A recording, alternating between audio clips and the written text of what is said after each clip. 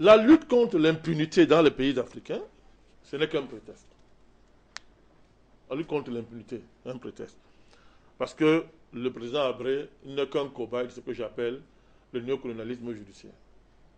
C'est un cobaye. On est là en train d'expérimenter quelque chose, comme d'habitude.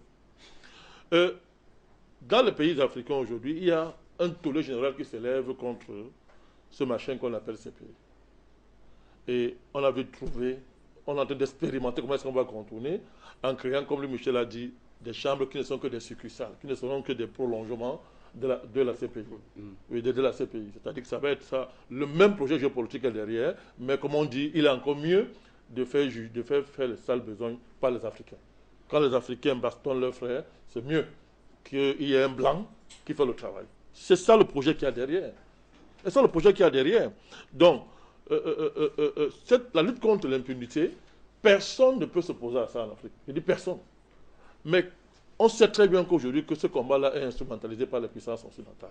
D'autant plus que vous allez prendre tous les procès de ces dirigeants, vous allez voir. Et c'est ça qui est scandaleux. Tous ces dirigeants que vous voyez, même ceux qui sont à la haie, tous ces dirigeants africains qu'on juge. Mais ce qui est terrible, c'est qu'on juge les dirigeants africains, on ne juge pas les vrais patrons. C'est ça le problème.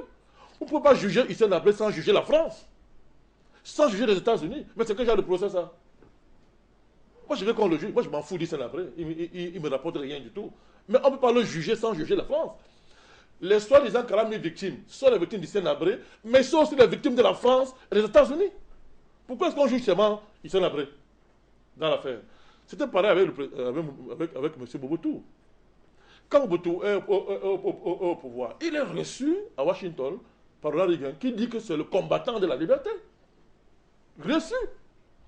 Il était l'ami des dirigeants occidentaux qui le recevaient en grande pompe.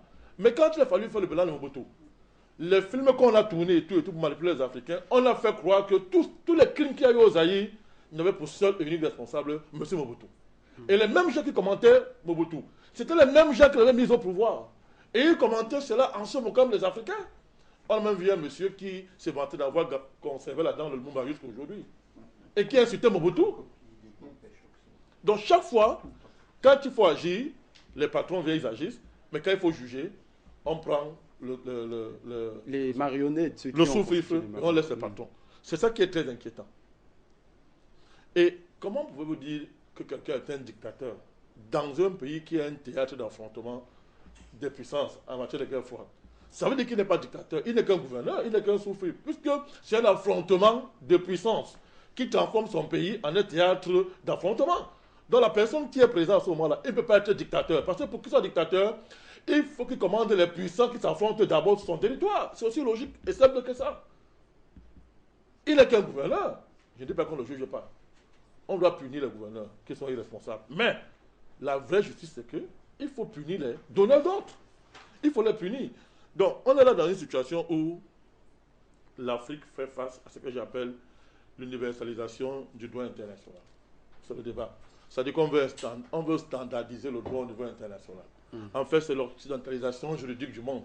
C'est de ça qu'il s'agit. C'est ça qu'il s'agit. Mais c'est quel droit? C'est quel droit? C'est un droit qui vise justement à faire semblant d'instaurer une justice universelle pour que justement on ne juge jamais les crimes de l'Occident. C'est de ça qu'il s'agit. C'est le droit le plus fort. Et pour comprendre cette universalisation juridique, cette standardisation du droit occidental au niveau mondial, il faut mettre ça en rapport avec la même démarche au niveau économique. Capitalisme du marché, Organisation mondiale du commerce. Vous savez que l'OMC, c'est quoi? Il s'agit d'américaniser le commerce mondial. C'est ça le projet qu'il y a à l'OMC. Il y a les déchets derniers je crois, à Doha, c'était à Doha, là où c'était bloqué, là où il y a blocage, mais ils vont récupérer ça avec le projet transatlantique. Ils vont continuer ça. Donc vous avez cette universalisation, c'est-à-dire que cette standardisation commerciale économique au niveau mondial, vous avez la standardisation culturelle du monde. On peut prendre un visage qui est le LGBT.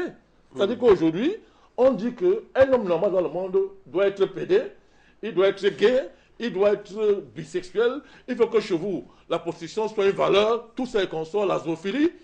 Des puissances occidentales sont en train de vouloir universaliser cela et dire que c'est normal.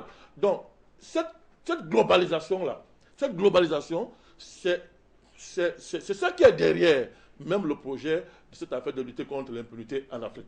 Il s'agit derrière, il y a des projets géopolitiques. Les Africains qui continuent à croire jusqu'à aujourd'hui que la justice indépendante me font sourire. Je le dis sans état d'âme. Il n'y a pas dans le monde de justice indépendante. La justice est au service des intérêts géopolitiques. C'est pour ça qu'on ne va jamais juger Kissinger, ni M. Bush, ni Reagan, ni le président français, ni Sarkozy. Tous ces présidents occidentaux qui font des crimes dans le monde, personne ne va les juger parce qu'il n'y a pas de justice indépendante dans le monde. Alors qu'on laisse les Africains tranquilles, les Africains vont mener leur bataille, ils vont se réconcilier avec leur vieille tradition de justice. Parce que l'Afrique a toujours été une terre de justice, toujours une terre de justice, sans idéaliser, c'est clair, mais l'Afrique a toujours été une terre de justice où celui qui était coupable répondait de son crime. Alors on ne vient pas nous enseigner ces choses-là aujourd'hui. D'accord. D'accord, merci beaucoup. Président Banda Kani.